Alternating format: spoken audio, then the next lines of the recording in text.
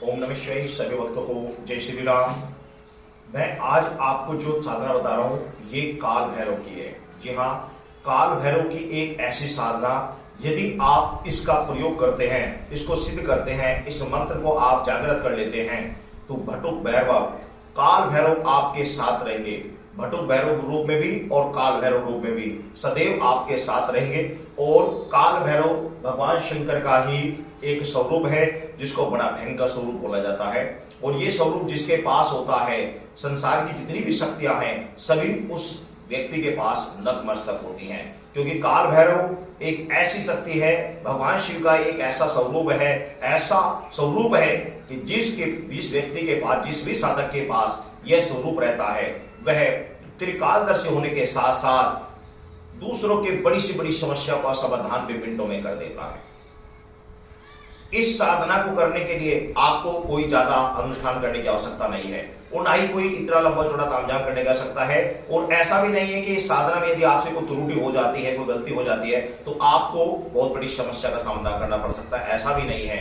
बशर्ते इतना है कि यदि आपसे कोई त्रुटि होती है तो आप इस साधना में सफलता आपको प्राप्त नहीं हो पाएगी। मैं जो साधना बता रहा हूँ शुद्ध सात्विक तरीके से बता रहा हूँ। विधान तो उसके अलग अलग तरीके से हैं। अघोरी लोग इसको सड़वंग तरीके से और बहुत दूसरे तरीके से इसको करते हैं काल भैरव की साधना। परंतु जो मैं बता रहा हूँ ये सौम्य स्वरूप की बता रहा हूँ, ये भगवान शंकर के सौम्य स्वरूप की है। और इस तरीके से, किस तरीके से, कैसे ये साधना की जाएगी वो पूर्ण विधान मैं आपको बता रहा हूँ। आप इस साधना को कीजिए। आप के पास कोई व्यक्ति आ जाता है जिसके ऊपर भूत प्रेत जिन जन्नात इत्यादि है, इस मंत्र को पढ़कर 7 बार जल अभिमंत्रित करके उस व्यक्ति के ऊपर आप डाल दीजिए। कैसी भी शक्ति हो, कैसा भी भूत प्रेत जिन जन्नात नेगेटिविटी हो, तत्काल साफ हो जाएगी। और यदि कोई शक्ति है, कोई व्यक्ति उसके ऊपर कोई दिव्य शक्ति आ रही है तो वो आकर आपके सामने नतमस्तक होगी, पूरी डिटेल अपनी बताएगी कि मैं अमुक शक्ति हूँ, अमुक जगह से आई हूँ। आप उसको रोक सकते हो या चला सकते हो, किसी भी शक्ति को एक यमराज की तरह कंट्रोल कर सकते हो। तो काल भैरव की साधना करने के लिए आपको सर्वप्रथम तो आपको ऐसा कोई कमरा चयन करना होगा या एकांत जगह चयन करनी होगी जहां पर आपको कोई डिस्टर्ब ना करे। एकांत कमरे में यह साधना की जाएगी। या फिर आप ऐसी जगह पर इस साधना को कर सकते हैं जहां पर सुनसान हो, वहां पर भी आप इस साधना को कर सकते हैं।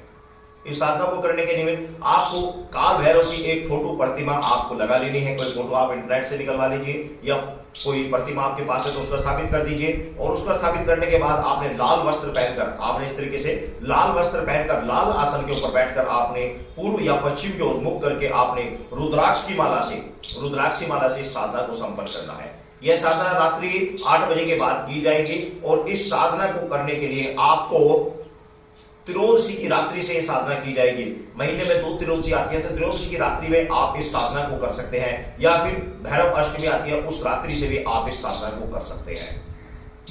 या फिर नवरात्रि या फिर होली की रात्रि से शुरू कर सकते हैं, दिवाली की रात्रि से शुरू कर सकते हैं, या शिवरात्रि जन्माष्टमी के समय भी आप इस साधना को प्रारंभ कर सकते हैं। फिर दिन कोई सा भी हो तो इन तिथियों में आप इस साधना को प्रारंभ करेंगे। इस साधना के निमित्त आपको रात्रि में 8 बजे के बाद आपने नहा धोकर फ्रेश होकर आपने बैठ जाना है। एक लाल रंग का आसन, लाल वस्त्र पहनकर आपको बैठ जाना है। आपका मुख पूर्व या पश्चिम की ओर रहेगा। आपके पास रुद्राक्ष की एक माला होनी चाहिए जिसको आपने पहले से ही जागृत किया हुआ हो। जागृत कैसे की जाती है वो मैंने आपको पहले कई वीडियो में बताया हुआ है, उन्हें बता दे रहा हूँ कि नई माला लाकर उसको अच्छी तरीके से धोकर फ्रेश करके बिल्कुल अच्छी तरीके से गंगा जल दूध से धोकर उसको शाम के समय भगवान शंकर मंदिर में जाकर शिवलिंग को पहना कर आ जाए। और साथ में पंचामृत से पूजन करके बेलपत्र इत्यादि चढ़ाकर भगवान शंकर को समर्पित करके आ जाए। सुबह जाकर वह प्रसाद रूप में भगवान से वापस ले लीजिए तो वह माला आपकी शुभ हो जाएगी, जागृत हो जाएगी। तो इस तरीके से माला को आप सिद्ध कर सकते हैं। बाकी विधान बहुत सारे हैं, मैंने सिंपल तरीका बताया है। इस तरीके से आप माला को जागृत कर लेंगे, सिद्ध कर लेंगे।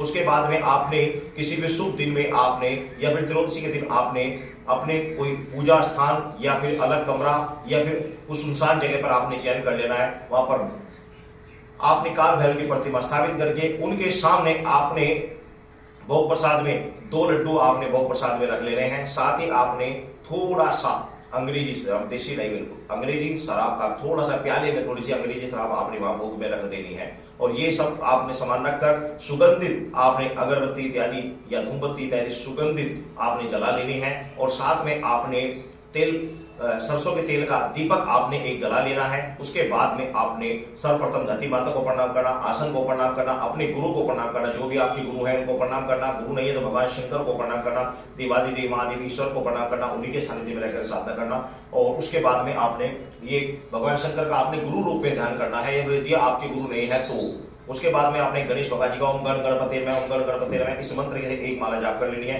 उसके बाद भगवान शंकर का आपने ध्यान करना है, आदि शक्ति गौरी का आपने ध्यान करना है। ओम एम क्लीं क्लीं चामुंडाई विच्चय, मतलब इस 9 मंत्र से आपने मां भगवती की आपने पूजा कर लेनी है। उसके बाद में आपने जो मंत्र मैंने आपको बता रहा हूं, इस मंत्र का आपने वहीं पर बैठकर वहीं पर बैठकर 11,000 मंत्रों का आपने जाप करना है। जी हाँ, 11,000 मंत्रों का जाप करना है। मंत्र बहुत छोटा है और 11,000 मंत्र जाप करने में आपका तकरीबन 1 घंटे का समय लगेगा, इससे ज्यादा नहीं लगेगा। 1 घंटे में आप आराम से 11,000 मंत्रों का आप जाप कर लेंगे। तो मंत्र आप सुन लीजिए। मंत्र है ओम क्रीं क्रीं भैरवाय नमः फट, ओम क्रीं क्रीं भैरवाय नमः फट।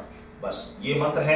इस मंत्र को आपको जाप करना है। इस मंत्र का आपने 11 माला जाप करना है। तो ये इस विधि से आप जाप करेंगे और ये जो साधना है ये आपने किसी शुभ दिन से प्रारंभ कर अगले 41 दिन तक कंटिन्यू चलेगी। इन 41 दिनों तक आप कंटिन्यू इस साधना को करेंगे। लड़ाई झगड़े से बचे रहेंगे, काम क्रोध से मुक्त रहेंगे, व्याभिचारता बिल्कुल त्यागना है और शुद्ध सात्विक रहकर इस साधनों का आपने करना है। 41 दिन तक आपको ध्यान रखना, आपके नाखून, आपके बाल इत्यादि नहीं काटना है, आपने बिल्कुल नहीं काटना है और हो सके तो एकांत में सोना है। इन 41 दिनों में आपको इतने अनुभव होंगे आप सोच भी नहीं सकते। साधना के दौरान भी आपको अनुभव होंगे, लेकिन आपको डरना नहीं है और साधना बीच में नहीं छोड़नी है। साधना को कंटिन्यू करते रहना है, बीच में बिल्कुल भी नहीं छोड़ना। 41 दिन आपके पूरे हो जाएंगे। 42वें दिन सुबह के समय आपने हवन करना है। हवन किस तरीके से करना है? आम की लकड़ी आपको जला लेनी है। उसके अंदर आपने थोड़ा सा देसी घी लाना है। देसी घी के अंदर आपने थोड़ी सी अंग्रेजी दारू मिला लेनी है और उससे आपने आहुति देनी है। 108 आहुति आपने देनी है।